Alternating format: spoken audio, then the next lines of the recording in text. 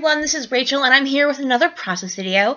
Now today I am working with some brand new product I just got, the Amy Tangerine Better Together line, and I'm going to start by using this scrap of white paper I have from a cut file, and I'm just going to trim it out and use it on 3/4 of a picture. I don't have enough of it to do a full one, and I had a trick I was going to do to cover the whole thing because the background paper I'm choosing is actually very, very busy. It's this piece of paper right here, which is called Blogs and Coffee.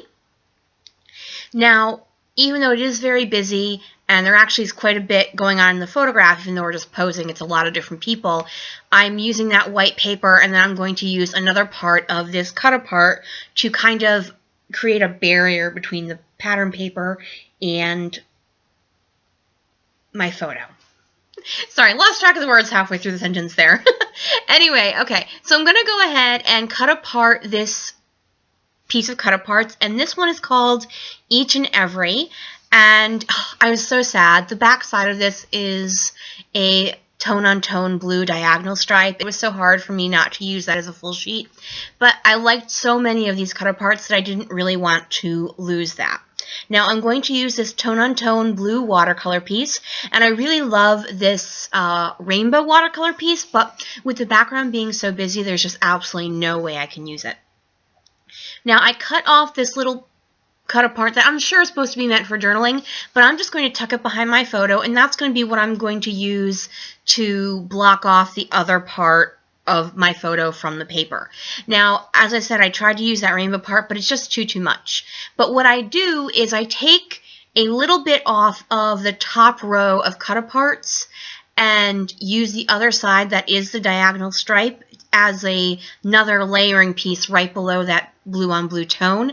Now I'm able to do that, and I'll be able to use these because I'll be able to just cut them down. As you see with this white frame over the dark blue, I'm able to use it even though technically originally it was all white all over. The good thing is I'm able to just run it off the page and pretend like it was that way all along. Now I layered that over a coral piece of the cut apart. That's actually a speech bubble, and if you are a watcher of my channel, you know I do not do speech bubbles. I don't know why they're so popular. I just can't stand them. So I pull from my stash this white doily. I just find it just needs a little bit more of a break over by my photo and then also in my little lower embellishment area. So I'm just going to cut that in half and put it in both of those spots. Now what I'm going to end up doing is just trying to pull the coral, the blue, and the yellow into both where my photo is and also where my lower embellishment area that is just, it's about to become where my journaling goes.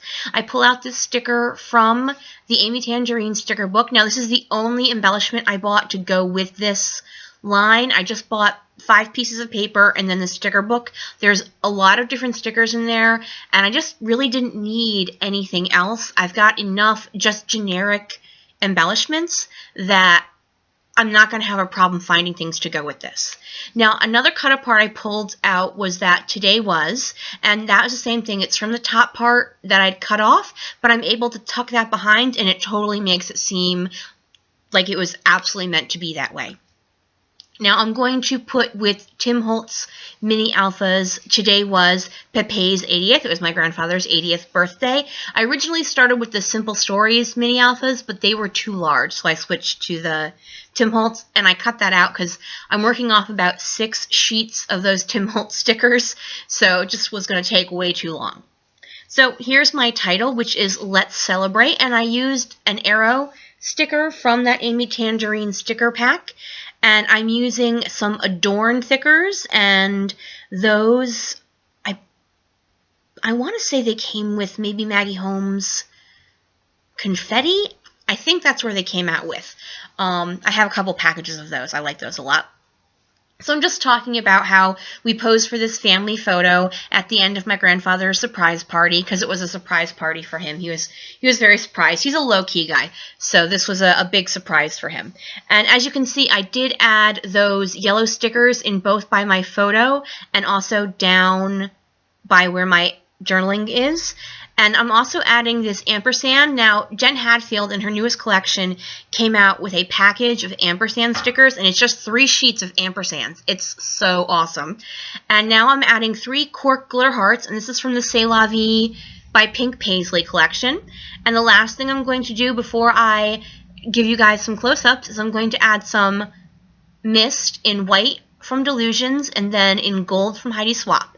Now, once I finished the layout and I took the photographs and I did everything, it turned out I really wanted to add some white glitter enamel dots. So I add those 3 in 3s by each of the cork hearts. You just don't see it, unfortunately. But that really did add a nice finishing point to my layout. So that is it for me today. Thank you guys so much for joining me here. Flick me a thumbs up if you can. If you'd like to subscribe, that would be totally awesome. Have a good day, everyone. Bye!